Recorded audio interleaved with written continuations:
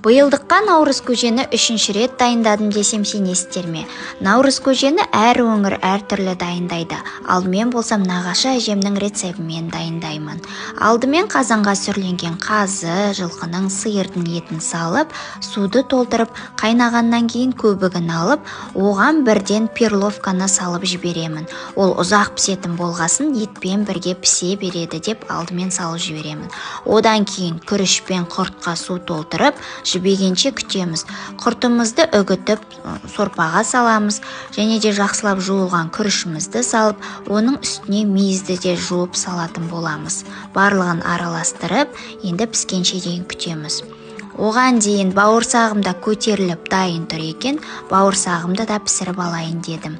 Осы бауырсақтың рецебі маған қатты ұнайды, өте тез дайын болады, тез ашиды, өте дәмді болып шығады. Піскен еттерімізді ұсақтап турап, қазыны бірден салсаңыз болады, немесе бөлек ұсынсаңыз болады. Осымен наурыз көжеміз дайын болды. Наурыз құтты болсын, ақ мол болсын, еліміз аман болсын.